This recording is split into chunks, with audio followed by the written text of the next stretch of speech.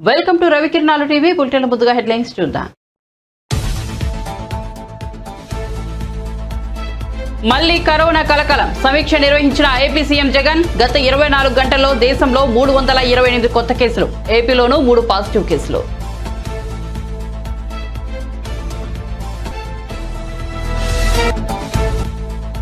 జమ్మూ కాశ్మీర్లోని పూంచ్ జిల్లాలో ఉగ్రవాదుల దుశ్చర్య.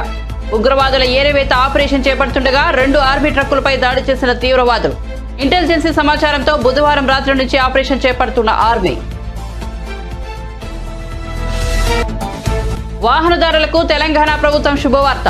ఆర్టీసీ బస్సులు, తోపుడు బండ్లపై 90%, 2 వీలర్స్ పై 80% రాయితీ ప్రకటించిన ప్రభుత్వం. ఈ నెల 26వ తేదీ నుండి 2024 జనవరి 10వ తేదీ వరకు ఈ అవకాశం. తిరుమలలో రేపటి నుంచి వైకుంఠ ద్వార దర్శనం.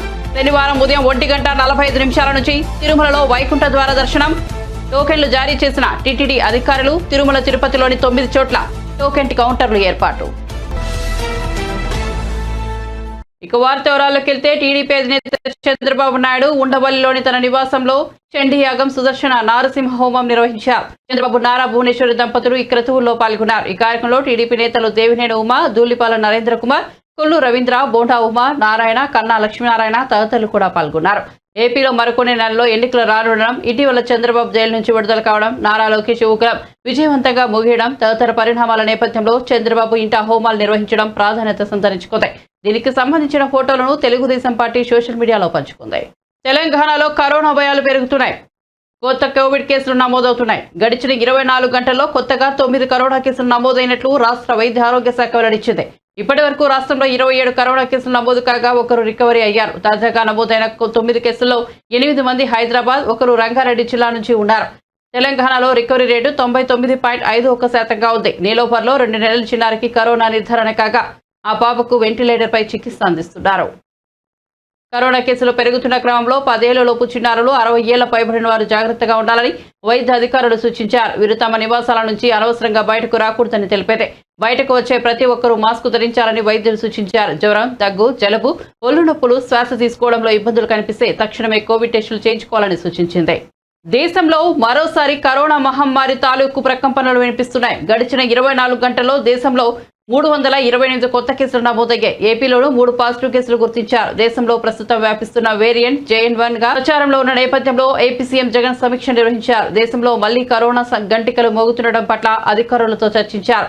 JN.1 కరోనా వేరియంట్ ప్రమాదకరం కాదని, దీనిపై పెద్దగా ఆందోళన చెందాల్సిన అవసరం లేదని అధికారులు సీఎంకు చెప్పారు. ఈ వేరియంట్తో ప్రజలకు ఎలాంటి ఇబ్బందులు కలగడం లేదని, ఆసుపత్రుల్లో చేరాల్సిన అవసరం లేకుండానే కోలుకుంటున్నారని వారు వివరించారు.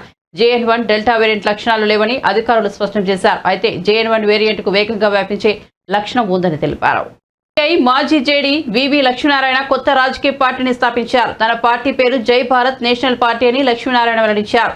IPS కు స్వచ్ఛంద పదవి విరమణ చేసి ప్రజల మధ్యకు వచ్చారని తెలిపారు. అనేక వర్గాల ప్రజలను కలుసుకుంటూ వారి సమస్యలను అవగాహన చేసుకుంటూ ముందుకు సాగుతున్నారని వివరించారు. సమస్యలు, పరిష్కారాలను వారిని అడిగి తెలుసుకుంటూ రాష్ట్రం మొత్తం తిరిగి చేసిన అధ్యయనంతో రాజ్యాధికారం ముఖ్యమైన విషయాన్ని గుర్తించారని వెల్లడించారు. ఈ విధంగా 2019 ఎన్నికల్లో పోటీ చేశారని, 3 లక్షల మంది వరకు ఓటర్లు మద్దతు పలికారని వివరించారు.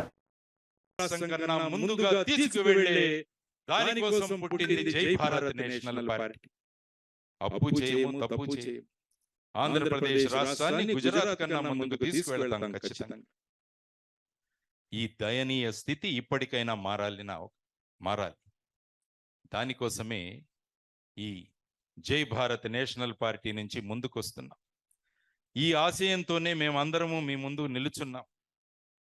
మీరు నందరూ నడుం బిగించి నాకు అండదండగా ఉండి స్వర్ణ భవిష్యత్తును, రాష్ట్రానికి స్వర్ణాంధ్ర అంటే స్వర్ణ భవిష్యత్తు ఉండాలి. భారతదేశంలో ఉన్నంత యువతరం ఎక్కడా లేదు. అటువంటి యువతరం ఉపాధి కోసం ఎందుకు తప్పించాలి అన్నది కూడా ఆలోచిస్తూ ఉంటే దానికి పరిష్కారాలు కనుగొనడానికి పుట్టిన పార్టీయే జై భారత్ నేషనల్ పార్టీ. చీకటి ఉంటే దాన్ని తిట్టకుండా ఒక చిరు దీపం పెట్టమని మా అమ్మ నాకు చిన్నప్పుడు నేర్పించింది. చీకటి ఉంటే చీకటిని తిట్టుకోకుండా చిరు దీపం పెట్టమని మా అమ్మ నాకు చిన్నప్పుడు నేర్పించింది. రాష్ట్రం చీకటిలో ఉంటే రాష్ట్రం చీకటిలో ఉంటే నేను ఈ రోజు పెడుతున్న ఈ చిరు దీపాన్ని చూడ్డానికి మా అమ్మ కూడా వచ్చింది. ఈరోజు చీకటిలో ఉన్న రాష్ట్రాన్ని వెలుగులతో నింపడానికి ఒక చిరు దివ్వే మా జై భారత్ నేషనల్ పార్టీ. అందరూ చీకటి చూసి భయపడిపోతుంటారు. అందుకనే మా అమ్మ చెప్పింది, చీకటి కోసం భయపడద్దు, నీ ప్రయత్నం ఒక చిరు దీపం పెట్టు అక్కడ. కాబట్టి ఈ రోజు ఈ రాష్ట్రం చీకటిలో ఉన్నందున ఒక చిరు దీపాన్ని మా జై భారత్ నేషనల్ పార్టీ రూపంలో వెలిగించాము. ఈరోజు ఈ వెలుగు ఖచ్చితంగా అందరికీ చేరుతుంది, కోటి కాంతులను నింపుతుంది అని నేను మనస్ఫూర్తిగా అనుకుంటున్నాను. అందువల్ల ఈరోజు ఈ కార్యక్రమానికి విచ్చేసిన మీ అందరికీ కూడా కృతజ్ఞతలు తెలియజేస్తూ, ఈ జై భారత్ నేషనల్ పార్టీ ఒక వెబ్సైట్ కూడా మేము తయారు చేశాం. ఎందుకంటే ప్రజలందరూ మా వెంట ఉంటారు. ప్రజలకు మేము ఏమనుకుంటున్నామో, మా అభిప్రాయాలు ఏంటి అన్నవి తెలియజేయడానికి ఒక వెబ్సైట్ కూడా తయారు చేయడం జరిగింది. అది కూడా ఇప్పుడు లాంచ్. సింగరేణి ఎన్నికలకు తెలంగాణ హైకోర్టు గ్రీన్ సిగ్నల్ ఇచ్చిన సంగతి తెలిసిందే. కోర్టు ఆదేశాల మేరకు ఈ నెల 27న ఎన్నికలు జరగనున్నాయి. అయితే ఈ ఎన్నికలకు సంబంధించి బీఆర్ఎస్ అధినేత కేసీఆర్ కీలక నిర్ణయం తీసుకున్నారు. ఎన్నికల్లో బీఆర్ఎస్ అనుబంధ సంఘమైన తెలంగాణ బొగ్గు గని కార్మిక సంఘం పోటీ చేయవద్దని ఆయన ఆదేశించారు. దీంతో సదరు కార్మిక సంఘం నేతలు షాక్ గురయ్యారు. యూనియన్ కు చెందిన 3 టాప్ లీడర్లు రాజీనామా చేశారు. వీరిలో union president Venkatrao, working president Kengerla Mallaiah, ప్రధాన కార్యదర్శి మిరియాల రాజిరెడ్డి ఉన్నారు. ఎన్నికల్లో పోటీ చేయనప్పుడు యూనియన్లో ఎందుకు ఉండాలని వారు ప్రశ్నిస్తున్నారు. సినీ నటి కృతి శెట్టి శుక్రవారం నెల్లూరులో సందడి చేశారు. ఓ షాపింగ్ మాల్ ప్రారంభోత్సవ కార్యక్రమంలో ఆమె పాల్గొన్నారు. ఈ నేపథ్యంలో కృతి శెట్టిని చూడడానికి పెద్ద ఎత్తున అభిమానులు తరలివచ్చారు. ఈ సందర్భంగా మాట్లాడిన ఆమె నెల్లూరులో చేపల పులుసు బాగుంటుందని, తనకు ఎంతో నచ్చిందని చెప్పారు.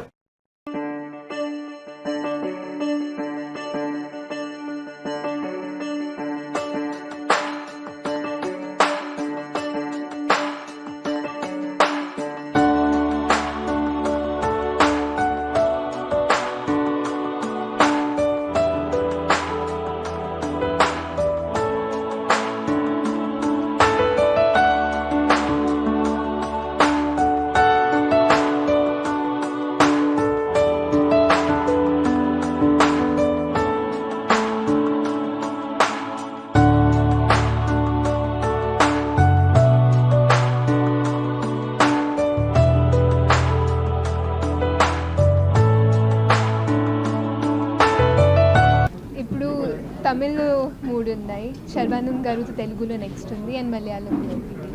లాస్ట్ టైం వచ్చినప్పుడు నేను ఫిష్ తిన్నాను, నాకు చాలా నచ్చింది.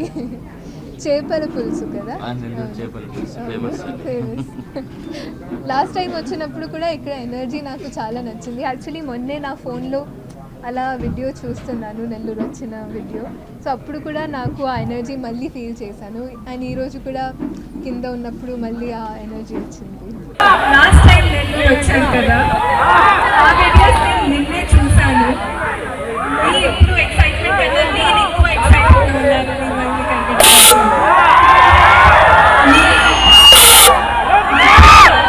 మీ ఎనర్జీ అంతా బాగుంది, అందుకే నాకు మళ్ళీ నెల్లూరు రావాలనిపిస్తుంది. డబ్బులుంటేనే రాజకీయాల్లోని ఆలోచన పక్కన పెట్టాలని ముఖ్యమంత్రి రేవంత్ రెడ్డి అన్నారు. ప్రజల్లోకి వెళ్లి ప్రజలకు సేవ చేస్తే ప్రజలు తప్పకుండా ఆదరిస్తారని పేర్కొన్నారు.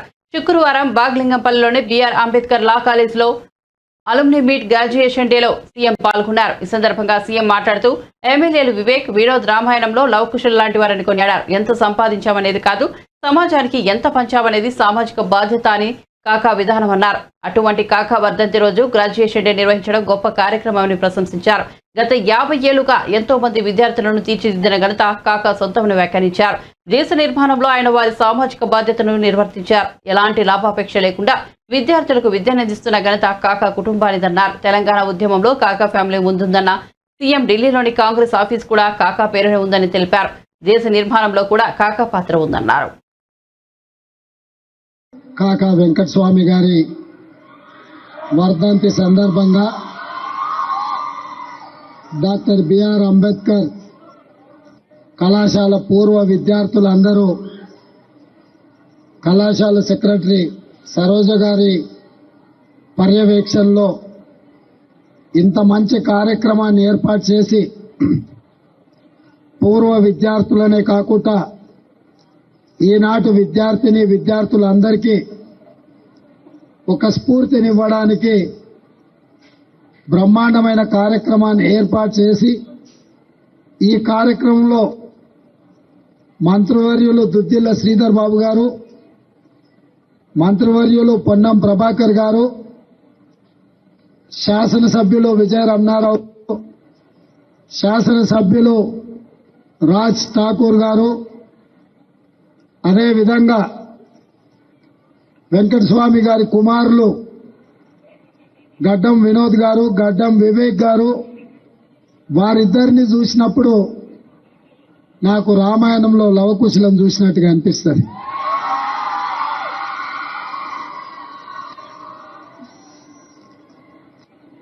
వారితో పాటు వేదిక మీద మా జిల్లాలో అత్యంత క్రియాశీలక పాత్ర పోషించి రాజకీయాలలో తన యొక్క ముద్రను ఏర్పాటు చేసిన డాక్టర్ శంకర్రావు గారు, అదేవిధంగా విష్ణునాథ్ కేరళ ఎమ్మెల్యే గారు, అదేవిధంగా కేఆర్ నాగరాజ్ ఎమ్మెల్యే గారు, చాలా మంది మిత్రులు వేదికను అలంకరించారు.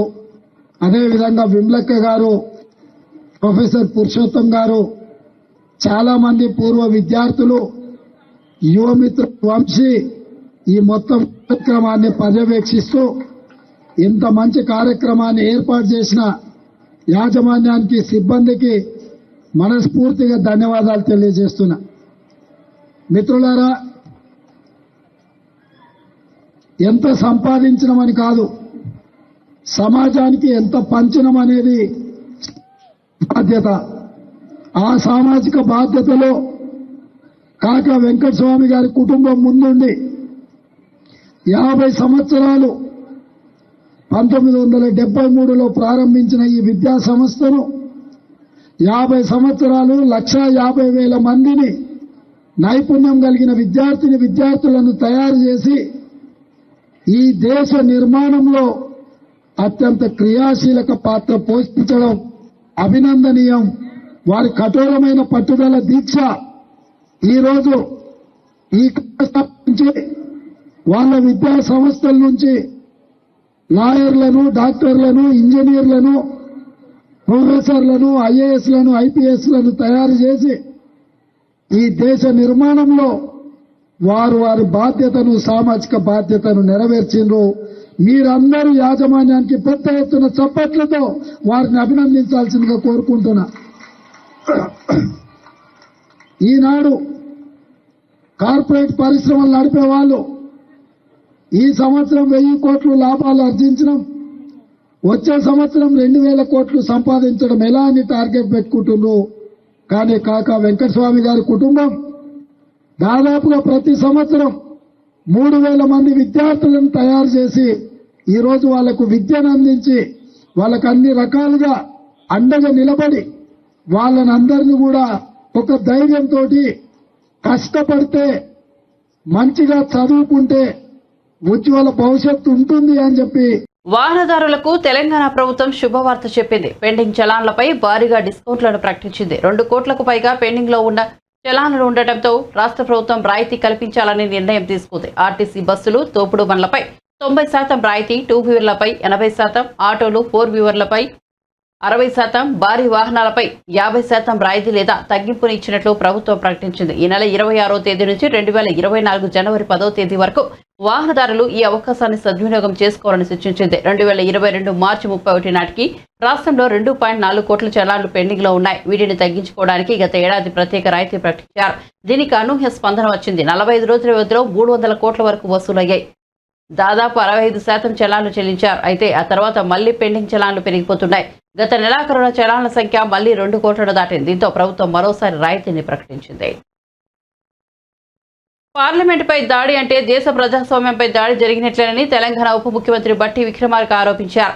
పార్లమెంటులో ఎంపీల సస్పెన్షన్ కు నిరసనగా హైదరాబాద్లోని ఇందిరా పార్క్ వద్ద ధర్నా నిర్వహించారు. ఈ సందర్భంగా బట్టి విక్రమార్క మాట్లాడుతూ పార్లమెంటుకు భద్రత కల్పించాలని బీజేపీ ప్రభుత్వం దేశాన్ని ఏ విధంగా రక్షిస్తుందని విమర్శించారు.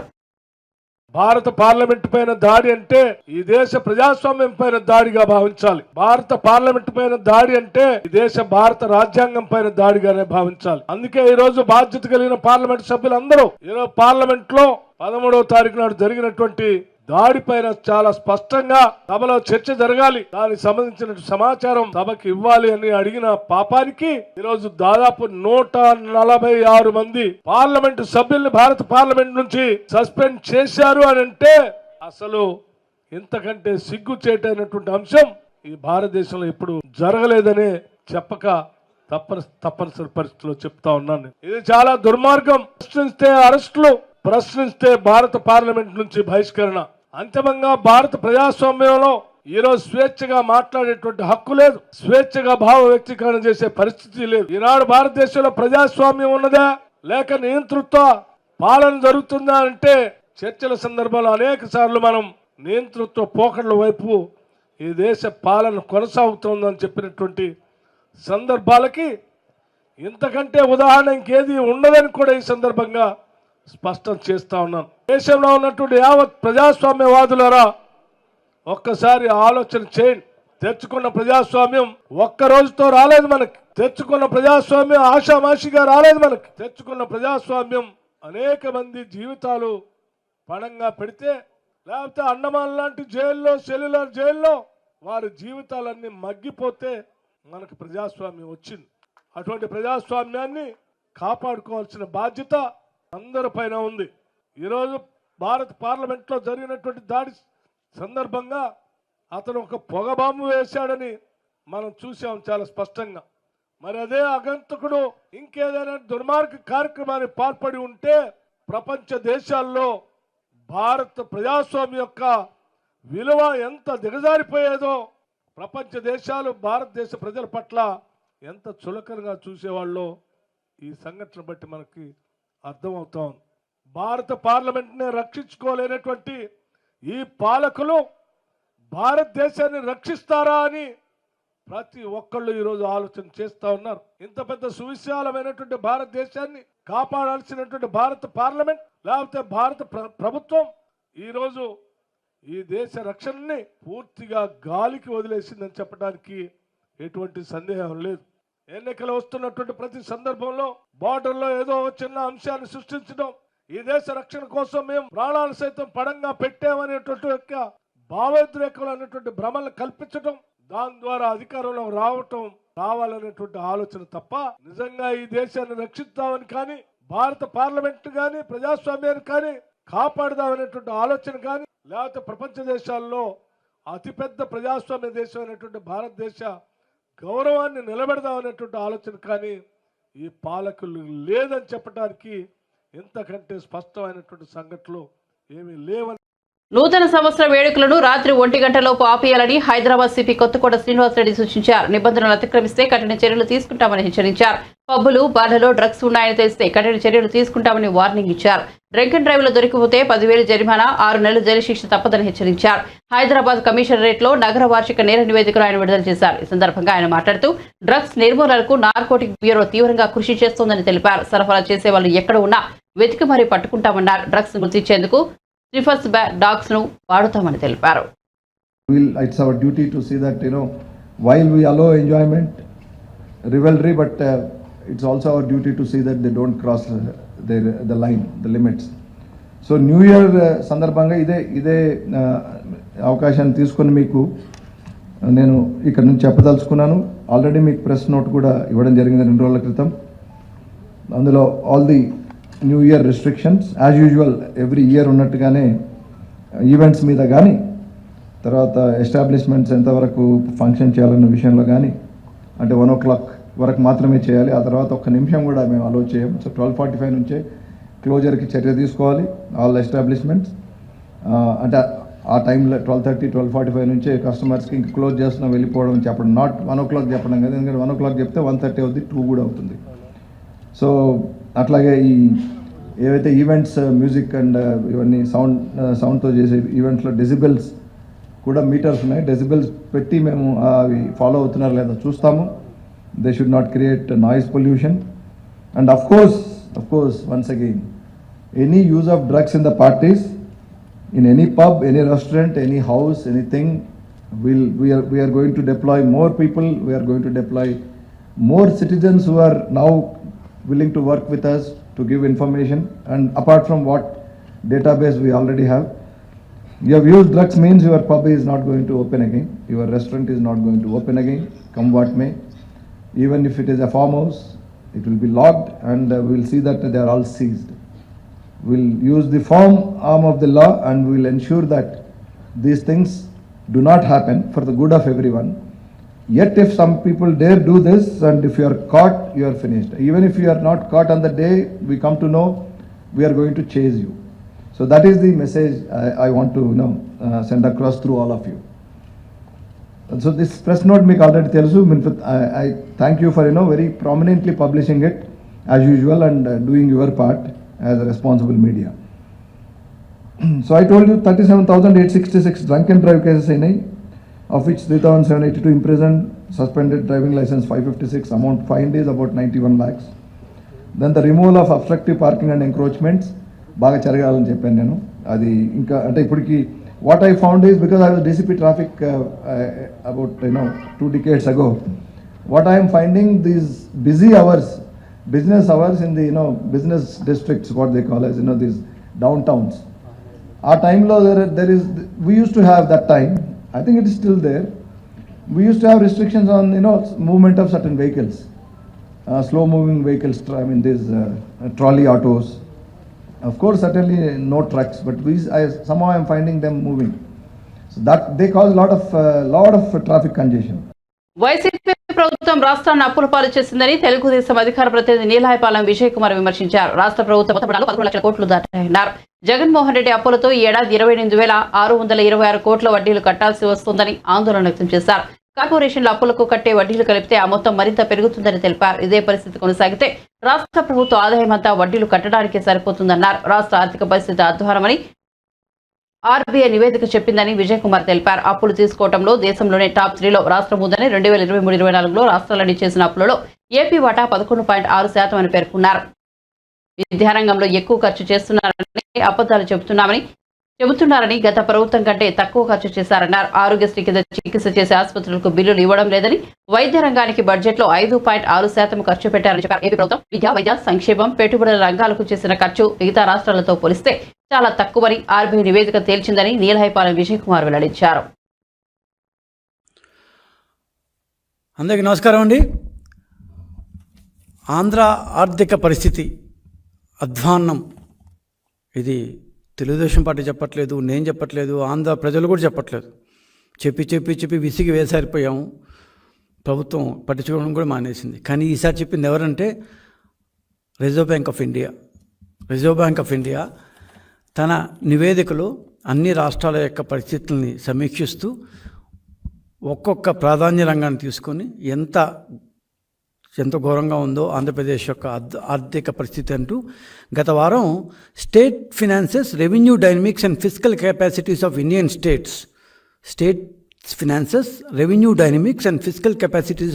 స్టేట్స్ అంటూ రిజర్వ్ బ్యాంకు ఒక 307 పేజీల నివేదిక విడుదల చేసింది. గత వారమే, చాలా ఎక్కువ ఏం పోలేదు.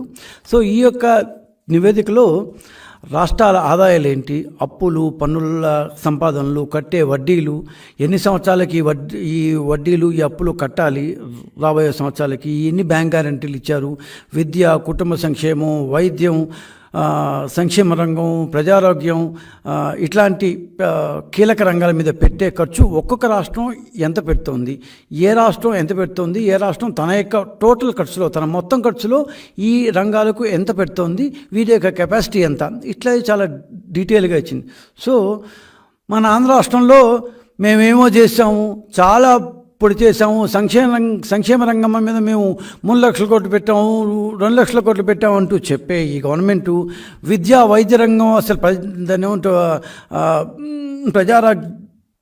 ప్రజా ఆరోగ్యం, ఈ యొక్క రంగంలో మేము అద్భుతాలు చేస్తాము అంటూ చెప్పే జగన్మోహన్ రెడ్డి గారు ఒక్కసారి ఆ నివేదిక చూస్తే తమ యొక్క మాటలు ఎంత సత్యదూరాలో ఆయన కూడా అర్థమవుతుంది. Sir, it is there in the ఇంటర్నెట్లో ఉంది, ఎవరైనా చూసుకోవచ్చు. ఇంకొకసారి పేరు చెప్తాను sir. State finances, revenue dynamics and fiscal capacities of Indian states, RBI గత వారం రిలీజ్ చేసిన 307 పేజీల నివేదిక. నేను ఇప్పుడు చెప్పబోయే అంకెలన్నీ దీంట్లో నుంచి తీసుకున్న రిజర్వ్ బ్యాంక్ యొక్క అంకెలే చెప్పబోతున్నాను. వాళ్ళ యొక్క ప్రభుత్వ మాటలకి వారు పెట్టే ఖర్చులకి ఎంత సాపత్యం ఉంది. వాళ్ళు పెట్టే ఖర్చు ఇంత ఉంటుంది, చెప్పే మాటలేమో ఆకాశంలో ఉంటాయి అన్నమాట. సో వారి మాటలకు చేతలకు ఎంత సాపత్యం ఉంది, ఎంత దూరం ఉంది అనేది ప్రజలు ఎందుకు అలా భావిస్తున్నారు అనేది ఒక్కసారి ఆ నివేదిక చూస్తే, RBI reserve bank of India ఇచ్చిన నివేదిక చూస్తే స్పష్టంగా తెలుస్తుంది. ఇక అప్పుల విషయానికి వస్తే అది లాస్ట్లో మాట్లాడుకుందాం చాలా డీటెయిల్గా. బుగ్గన రాజేంద్ర గారు ఈ మధ్య ఎప్పుడు అప్పు అనగానే పక్క రోజు పొద్దున ప్రెస్ కాన్ఫరెన్స్ పెట్టే దువ్వూరి కృష్ణ గారు వీళ్ళందరూ ఒక్కసారి ఆ నివేదిక చదవండి సార్. మీరు ఎన్నెన్ని అప్పులు చేశారు, ఎన్నెన్ని అప్పులు దాచిపెట్టారు, ఎంతెంత వడ్డీలు కడుతున్నారు, రోజు కనీసం 80-90 కోట్ల రూపాయలు వడ్డీలకే కడుతున్నారు. ఇవన్నీ చాలా డీటెయిల్గా ఇచ్చారు సార్. ఇంకా మీరు దాచలేరు. మీరు ఆర్బీఐ నుంచి ఎంత అప్పు తీసుకున్నారు అని మీరు ప్రెస్ కాన్ఫరెన్స్లో చెప్పే అబద్ధాల కాలం చెల్లింది. ఆర్బీఐ స్పష్టంగా ఆర్బీఐ నుంచి మాత్రం, ఎందుకంటే కార్పొరేషన్ అప్పులు వాళ్ళకి సంబంధం లేదు కాబట్టి, ఆర్బీఐ నుంచి మీరు ఎఫ్ఆర్బిఎం లిమిట్ను ఎన్నిసార్లు క్రాస్ చేశారు, ఎంతలో క్రాస్ చేశారు, ఇవన్నీ చాలా డీటెయిల్గా ఉంది సార్. అప్పుల్లో గ్యారంటీల్లో మన ఆంధ్రప్రదేశ్ గవర్నమెంట్ ఫస్ట్ ప్లేస్లో ఎలా వచ్చింది, ఎంత కూడా చాలా గ్యారంటీకి ఇచ్చారు సార్. సో గొప్పగా చెప్పుకునే మీరు సంక్షేమ రంగం మీద మేము అంత పెట్టాము అనే దీంట్లో మీరు ఎంత పెట్టారు, మన స్థానం ఏంటి దేశంలో, ఇట్లాంటి విషయాలంతా ఉంది. అప్పుల గురించి నేను లాస్ట్లోకి వస్తాను. ఎందుకంటే ఇప్పటిదాకా అలవిమాలిన అప్పుల గురించి మాట్లాడాము. అవి ఒక పరిధి దాటిపోయి అలవిగా అనంత ఏమంటారు అదుపు చేయలేనంత స్థాయికి వెళ్ళిపోయాయి కాబట్టి దాన్ని అందరికీ తెలుసు కాబట్టి. బులెటిన్ ముగించే ముందు హెడ్లైన్స్ మరోసారి చూద్దాం. మళ్లీ కరోనా కలకలం, సమీక్ష నిర్వహించిన ఏపీ సీఎం జగన్. గత 24 గంటల్లో దేశంలో 328 కొత్త కేసులు, ఏపీలోనూ 3 పాజిటివ్ కేసులు.